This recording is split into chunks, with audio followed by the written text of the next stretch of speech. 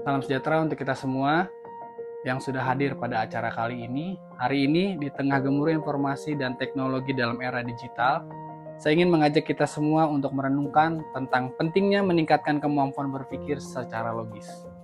Dalam dunia yang semakin kompleks ini, dan begitu cepat berubah, kemampuan untuk berpikir secara logis menjadi sangat esensial. Mari kita bersama-sama menjelajahi bagaimana kita dapat memperkuat kemampuan berpikir kita secara logis dan menghadapi tantangan zaman ini dengan lebih bijak. Yang pertama, betapa pentingnya kita berpikir secara logis. Berpikir secara logis adalah kemampuan kita untuk memahami, menganalisis, dan mengevaluasi informasi secara rasional dan konsisten.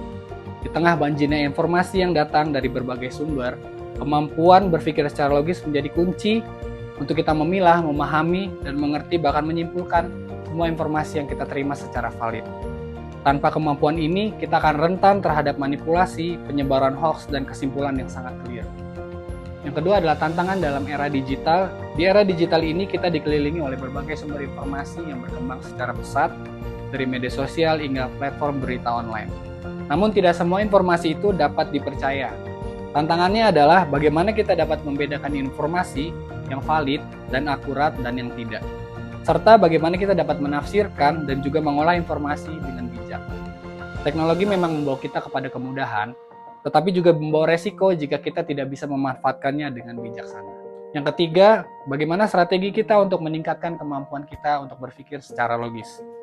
Untuk meningkatkan kemampuan berpikir kita secara logis, diperlukan upaya yang terencana dan konsisten. Pertama, kita perlu meningkatkan literasi informasi, yaitu kemampuan kita mengevaluasi kendala dan kebenaran informasi yang kita terima. Dan yang kedua, kita perlu melatih kemampuan analisis kita dan penalaran kita baik melalui membaca, berdiskusi, maupun memecahkan masalah. Karena ini kan akan melatih kita membedakan mana yang informasi yang valid atau yang dengan yang tidak. Dan yang ketiga adalah kita perlu mempraktikkan sikap skeptis yang sehat.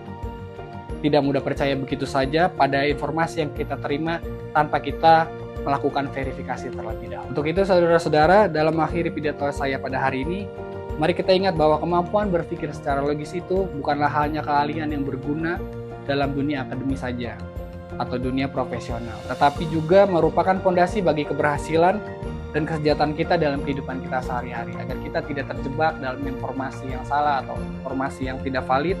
Dan di tengah arusnya informasi yang melimpah dan kompleksitas zaman ini, mari kita bersama-sama menumbuhkan kepekaan kita terhadap logika dan rasionalis, sehingga kita dapat menjadi pembuat keputusan yang bijaksana dan bertanggung jawab. Terima kasih atas waktu dan perhatiannya, saya ucapkan terima kasih.